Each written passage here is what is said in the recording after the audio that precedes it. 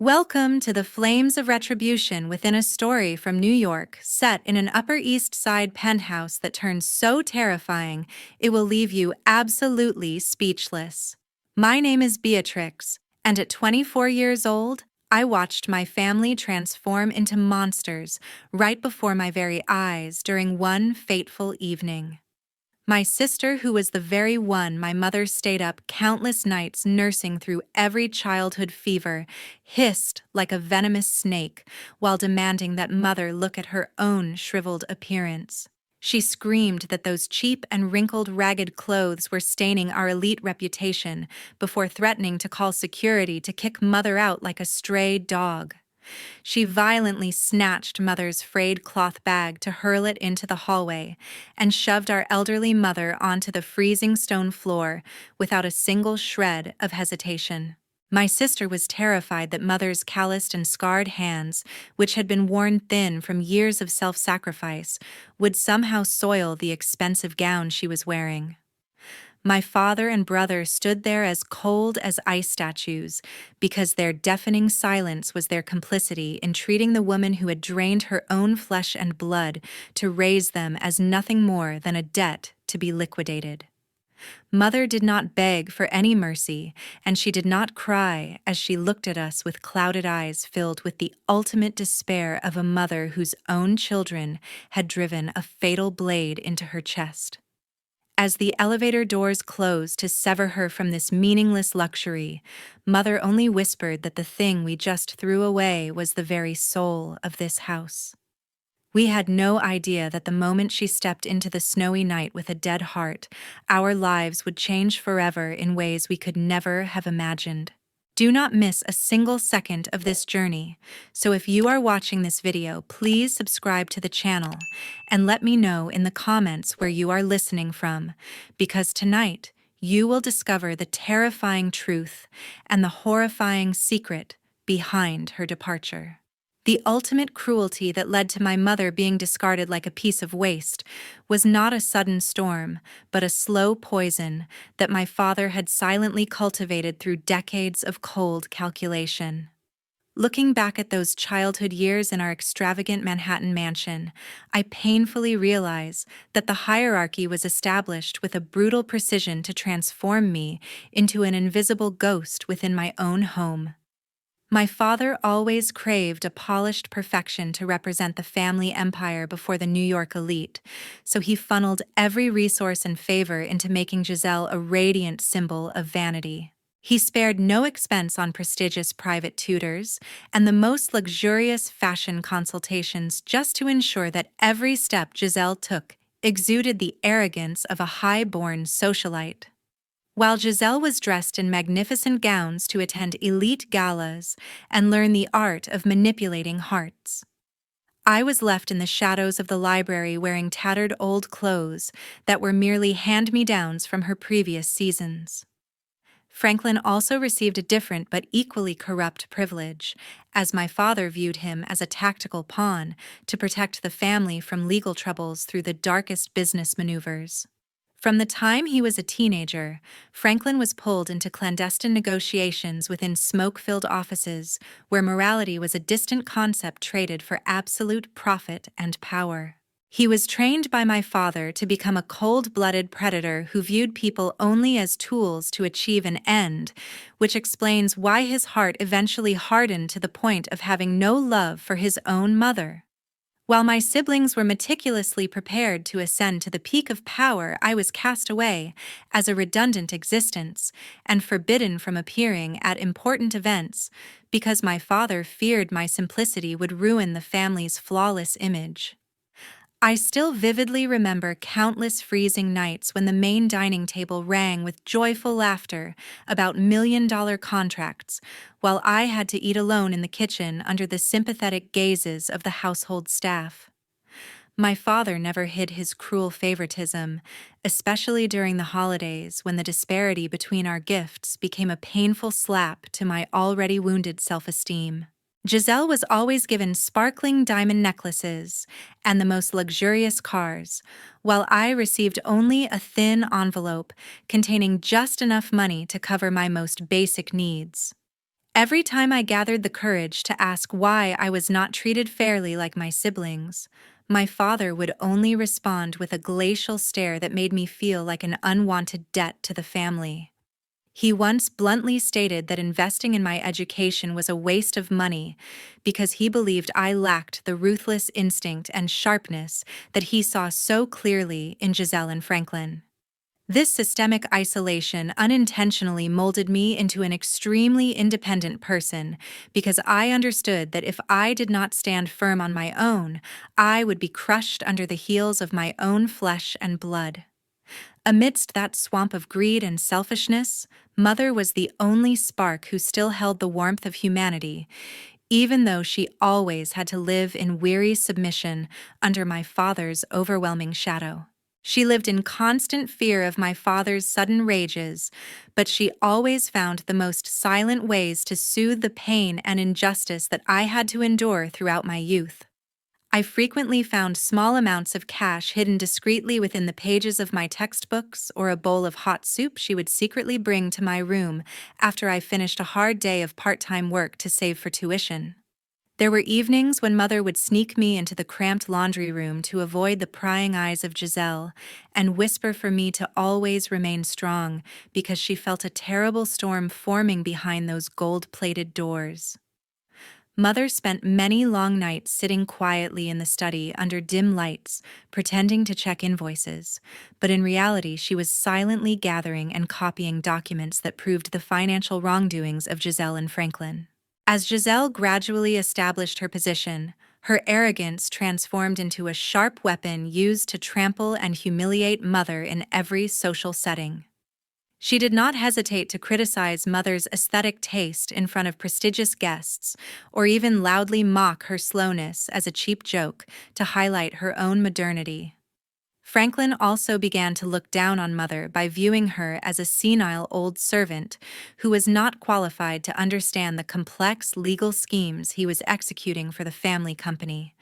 They together reached a cruel decision that Mother had outlived her usefulness and began to treat her like a dusty antique that needed to be cleared away so as not to hinder those hungering for power. This contempt had silently taken root from the way my father disregarded Mother's voice and viewed her only as a tool for maintaining the lineage image for all those years. They could never have imagined that the Mother they despised was the very person holding all the evidence that could make them lose everything, as she kept it all in a safe that no one else could touch. By the day I graduated from university, I carried a heart full of scars and deep suspicion as I watched my siblings completely lose their souls to become cold-blooded monsters. The foundation of our family had long been rotten under the glitter of money and was only waiting for one final push for this entire fake empire to collapse into the abyss of retribution. 5 years had passed since I walked away from the university gates with nothing but a degree and a burning desire to prove that my worth was not defined by my father's narrow vision. While the rest of my family remained obsessed with maintaining their crumbling facade of grandeur, Mom and I began building a silent fortress of our own within the world of data analytics. We operated from a modest office that felt more like a sanctuary than a workplace where we spent our nights deciphering complex market trends and building algorithms that could predict financial shifts with terrifying accuracy. Mom proved to be an invaluable partner because her decades of managing the household accounts had given her a natural instinct for spotting discrepancies that most professionals would overlook entirely. We kept our success hidden from the prying eyes of the New York elite because we knew that our anonymity was the greatest weapon we possessed against the impending collapse of the family empire. While we were quietly accumulating wealth and influence, Giselle was descending into a dangerous spiral of fraudulent art dealings that were built on a foundation of lies and forged certificates. She had become so desperate to maintain her status as a leading figure in the art world that she began brokering transactions for stolen masterpieces using shells companies to hide the paper trail. I watched from the sidelines as she hosted increasingly lavish gallery openings while knowing that the very foundations of her business were being investigated by international authorities for large-scale deception. Her arrogance had blinded her to the fact that her charms were no longer enough to distract the seasoned investigators who were slowly closing in on her web of deceit. Every time I saw her picture in the social columns, I felt a mixture of pity and contempt for the woman who believed she was untouchable because of her name. Franklin was facing his own set of disasters as his neglectful management of high-profile client assets had finally resulted in a series of devastating lawsuits that threatened to bankrupt his legal firm. He had spent years prioritizing his own personal gain over the fiduciary duties he owed to his VIP clients, who were now demanding accountability for their vanished fortunes. The ruthless cunning that Dad had praised so highly during our childhood was now being exposed as nothing more than a series of clumsy mistakes and desperate cover-ups. Franklin's office, which was once a place of power and intimidation, had become a bunker where he spent his days dodging phone calls from angry investors and frantic lawyers. I occasionally received filtered reports of his failures through my professional network, but I chose to remain a silent observer while the consequences of his greed began to manifest in real time. The tension within the family reached a boiling point during a rainy afternoon when Giselle arrived at our house demanding that Mom mortgage her remaining private assets to cover a massive financial shortfall. She paced across the room with a manic energy while screaming that her reputation would be destroyed if she didn't come up with $10 million by the end of the week. Franklin stood by the window with a defeated expression as he added that his firm also needed an immediate infusion of cash to settle the most urgent legal claims against his partners. They spoke to Mom as if she were merely an automated teller machine, rather than a human being who had already given everything she had to support their ungrateful lifestyles. I sat in the corner of the room pretending to be absorbed in my laptop, while I secretly tracked the massive holes in their ledgers that would eventually lead to their complete downfall. Mom listened to their frantic demands with a calm dignity that seemed to infuriate Giselle even further, as the realization of her own failure began to sink in deeply. When Mom quietly refused to jeopardize her future for their criminal mistakes, Giselle's face contorted into a mask of pure hatred that mirrored the night she had originally cast Mom out of the penthouse. She threatened to leave Mom destitute and alone in the world if she didn't sign the documents. But Mom simply turned her gaze toward the window without saying another word. I could see the sweat on Franklin's brow as he realized that their last lifeline was being severed by the very woman they had spent their entire lives treating with utter contempt.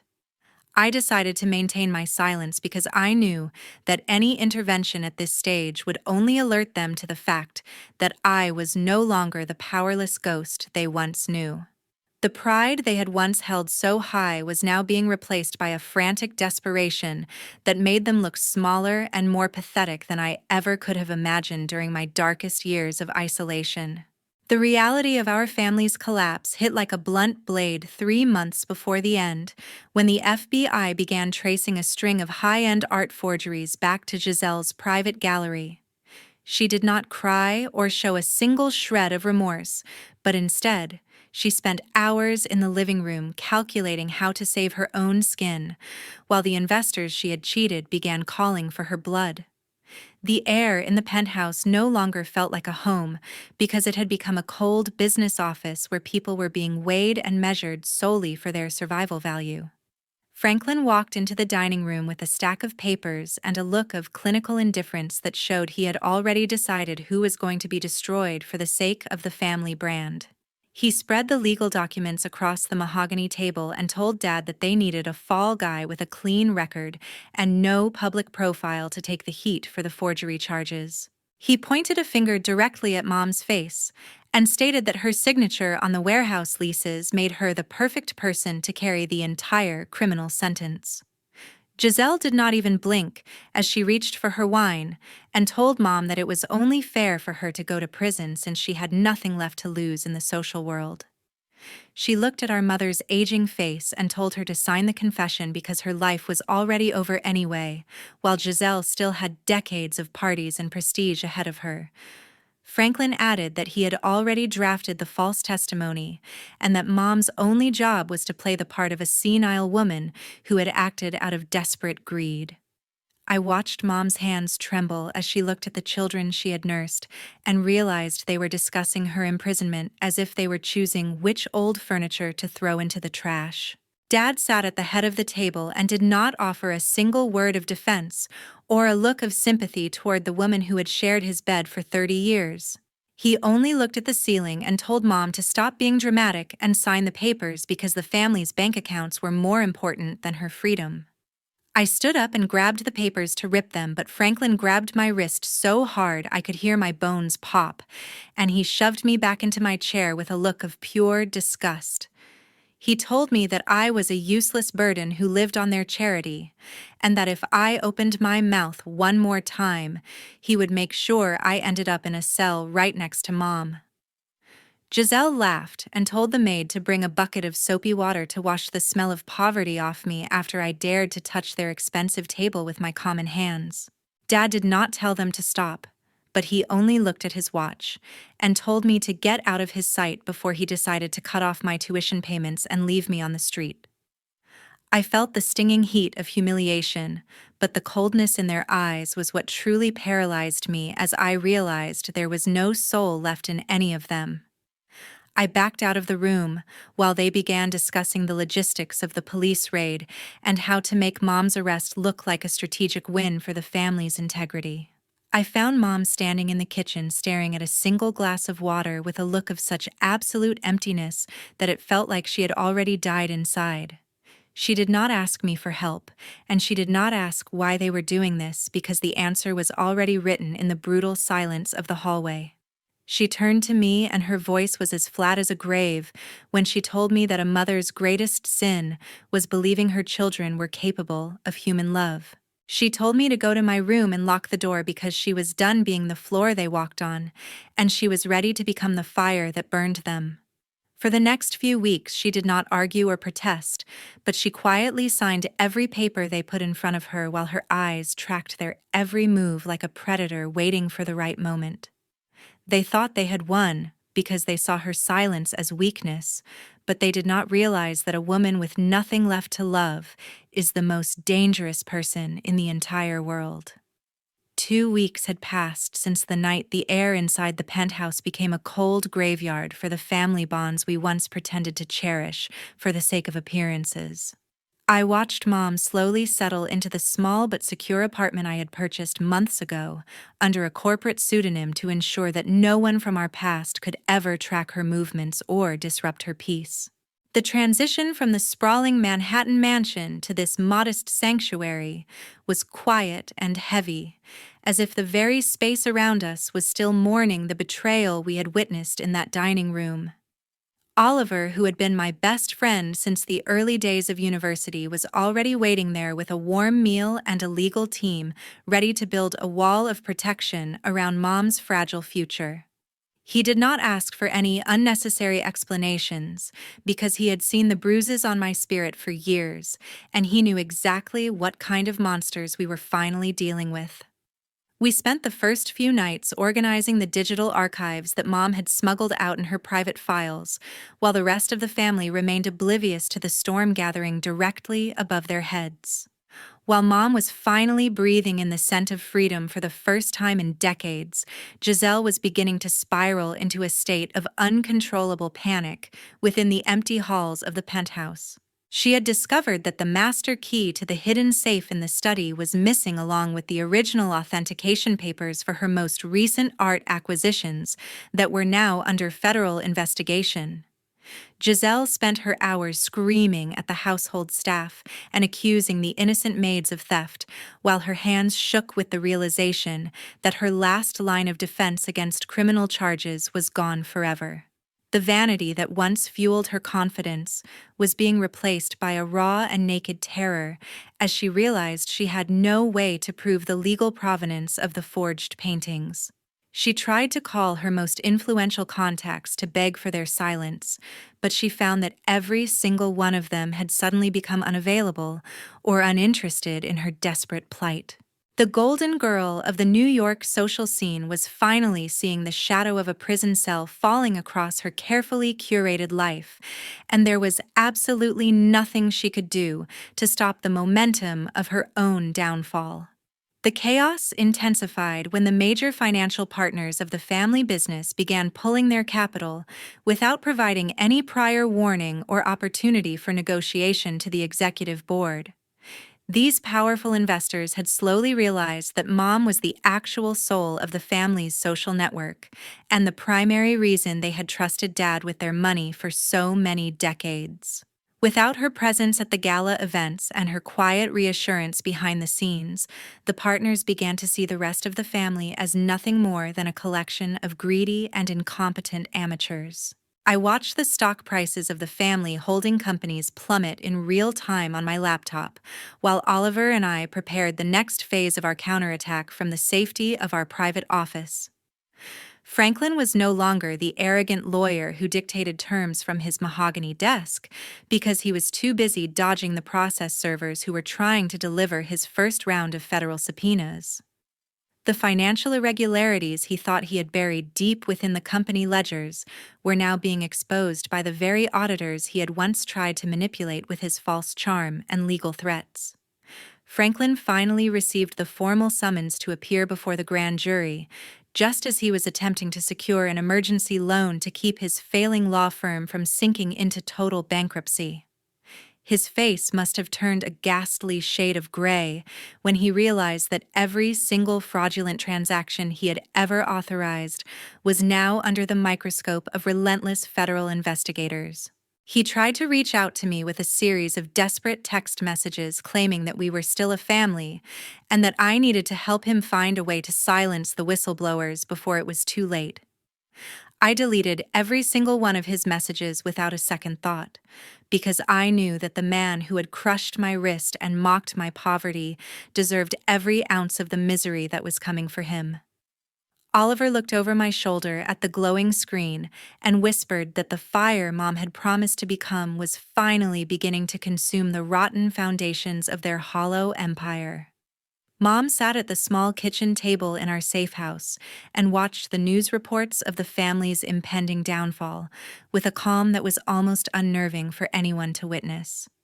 She did not express a single moment of joy or sorrow, but she simply checked the boxes on her list as each piece of the puzzle we had built together fell into its perfect place. The woman who had been treated like a piece of discarded furniture for 30 years was now the master architect of a justice that was being delivered with cold and surgical precision. We knew that Dad was sitting alone in his massive study trying to find a way to sacrifice someone else to save himself, but he would soon find that there were no victims left for him to burn. The silence of the penthouse was no longer a sign of elite power, but a precursor to the loud and public collapse of a legacy built on the blood and tears of the innocent people they had stepped on. We were no longer running away from the monsters in the dark, because we had spent the last 2 weeks building the iron cage that would hold them for the rest of their lives. 4 months had passed since we walked away from the wreckage of our former lives, and the inevitable collapse of the family empire finally reached its crushing conclusion. I stood across the street in the pouring rain while watching the federal agents place yellow tape and official seals across the grand entrance of the penthouse. The luxury residence that had once been the symbol of our family's untouchable status was now nothing more than a seized asset being liquidated to pay off a mountain of predatory debts. Giselle stood on the sidewalk with a single suitcase and a look of shattered disbelief as she realized that her name no longer held any power in the city that used to worship her. The elite social circles of New York had moved on with a brutal efficiency, and they treated her presence like a contagious disease that needed to be avoided at all costs. She tried to catch the eye of a former gallery donor passing by in a limousine, but the woman simply looked through her as if she were a common beggar on the street corner. The devastation continued to spread as Franklin faced the final judgment for the ethical violations and financial crimes he had committed in his desperate attempt to save his failing career. I received the official notification that the Bar Association had permanently revoked his license to practice law because of his gross negligence and fraudulent dealings. Franklin was no longer the sharp-tongued legal strategist who could intimidate anyone with a single glance from across a courtroom table. He was now a disgraced man who spent his days hiding from the media and trying to avoid the process servers who were still hunting him for unpaid settlements. His professional life had ended in a public bonfire of humiliation, and he was left with nothing but the bitter memories of the power he had once abused so carelessly. I watched from a distance as he entered a dingy office to file for personal bankruptcy, while the suit he wore looked 2 sizes too big for his defeated frame. Dad was perhaps the most pathetic of them all because he had lost the very thing he valued more than his own family, which was his absolute control over his surroundings. He was forced to move into a cramped and cheap rental apartment in a neighborhood he would have previously considered beneath his dignity. The man who had once dictated the lives of everyone around him was now sitting in a room that smelled of stale grease and loneliness while he waited for a phone call that would never come. He spent his evenings staring at old newspaper clippings of his former glory, while the silence of his isolation became a heavy and suffocating presence in his new life. There were no servants to order around and no subordinates to intimidate, because the world had collectively decided that he was a relic of a failed era. His arrogance had left him with no friends and no allies to soften the blow of his total financial and social liquidation. The most shocking revelation occurred during the final meeting with the court-appointed trustees, when the true ownership of the family's vast remaining assets was finally brought into the light. Giselle and Franklin sat in the sterile conference room, expecting to salvage some small portion of the family fortune through their supposed legal loopholes. Their faces turned a sickly shade of white when the lead attorney announced that Mom was the actual primary beneficiary of every major trust fund associated with the family name. It turned out that Mom had been working with a team of independent financial advisors for decades to ensure that her private inheritance remained protected from Dad's reckless management. She had quietly moved the vast majority of the family's liquid wealth into offshore accounts that were completely untouchable by the creditors or the greedy hands of her own children. The realization that they had spent their lives mocking and belittling the woman who held the keys to their survival was a blow that they could not recover from. Mom walked into the room with a dignity that silenced everyone, and she looked at her children with eyes that held neither malice nor forgiveness. She calmly stated that she would not be providing a single cent to save them from the consequences of their own choices because they had proven that they were incapable of basic human decency. Giselle began to sob and begged for a second chance, but Mom simply turned her back and walked toward the exit without offering a single word of comfort. Franklin sat in his chair like a broken statue, while the full weight of his betrayal finally began to crush what was left of his pride. They were left sitting in that cold room with the knowledge that they were now truly alone in a world that had no mercy for the fallen. We left the building together, and I realized that the justice we had sought was not just about the money, but about the total reclamation of our lives from the shadows of their lies. The empire was gone, but for the first time in our lives, we were breathing air that was not polluted by the stench of their hollow grandeur. The relative peace we had built over the last 9 months was shattered when Giselle and Franklin finally managed to track down our secure location through a series of illegal private investigators. They arrived at the doorstep of our sanctuary, not with the fire of their former arrogance, but with a sickeningly sweet display of false affection that made my stomach churn with immediate disgust. Giselle was wearing a faded designer coat that looked like a relic of her lost empire, while she tried to force a tearful smile onto her tired face. Franklin stood behind her with his hands shoved deep into his pockets, looking less like a powerful attorney and more like a cornered animal waiting for a miracle. They didn't come to apologize for the years of psychological torture, or the night they threw Mom out like a piece of unwanted trash. Instead, they brought a stack of legal documents that would require Mom's personal guarantee to stall the aggressive debt collectors who were currently dismantling what was left of their shattered lives. Giselle tried to grab Mom's hands while sobbing about how much she had missed her guidance and how the family was nothing without its true matriarch. She pleaded for Mom to sign the guarantee papers by claiming it was the only way to save the family's honor and prevent her own brother from facing even more severe criminal charges. Franklin stepped forward with a voice that was practiced in manipulation and told Mom that she had a moral obligation to protect the legacy they had all built together.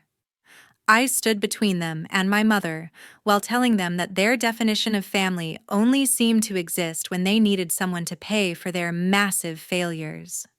Mom looked at them with a cold clarity that they clearly hadn't expected, and she told them that her only obligation was to the truth they had tried so hard to bury. When she firmly refused to sign the documents, the mask of false affection dropped instantly to reveal the same hateful monsters that had haunted my childhood for so many years. Within hours of being rejected, they launched a vicious and coordinated smear campaign against me on every major social media platform they could still access. Giselle posted a series of staged photos and emotional videos, claiming that I was a manipulative opportunist who had kidnapped a vulnerable elderly woman to seize her private fortune.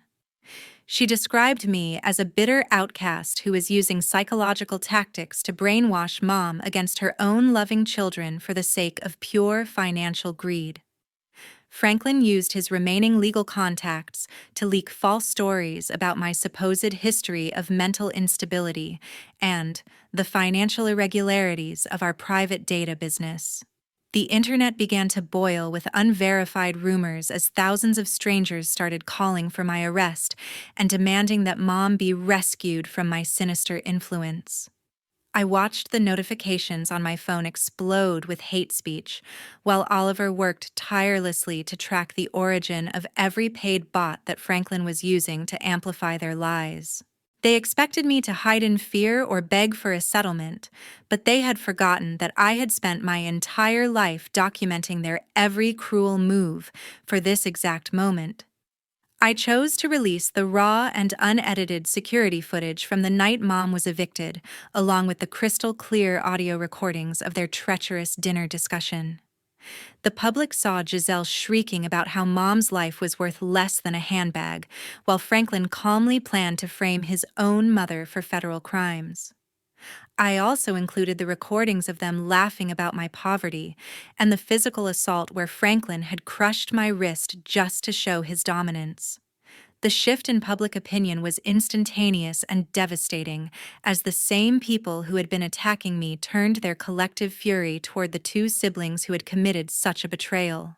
The evidence was so undeniable that even their most loyal remaining supporters were forced to publicly distance themselves from the toxic stench of their characters.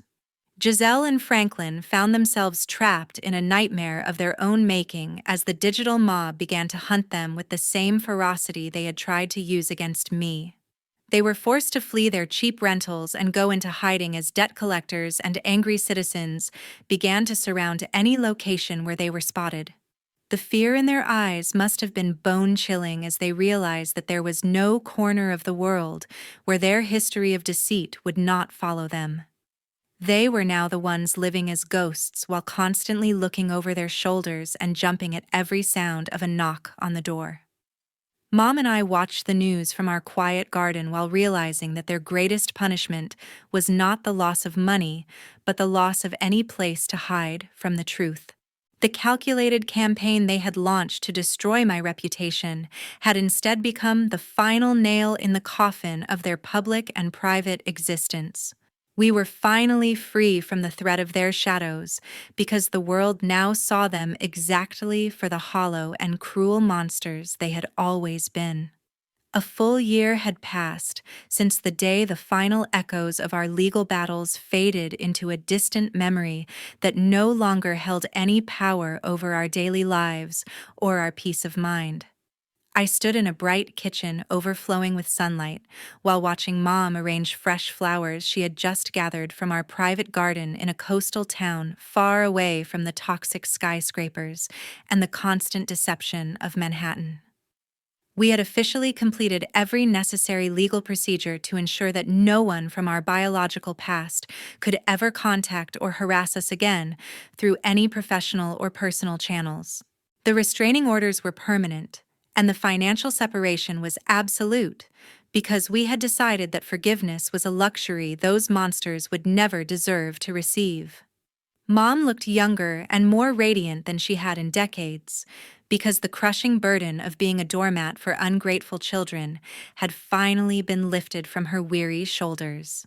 She spent her afternoons working at a local charity for underprivileged youth while finding a renewed sense of purpose that had nothing to do with social status or that rotten family legacy. The woman who was once treated like a piece of discarded furniture had transformed into a beacon of serenity and quiet strength within the heart of our new community. She never mentioned the names of Giselle or Franklin anymore, and it felt as if she had successfully performed a surgical removal of their entire existence from her heart in the most absolute way possible.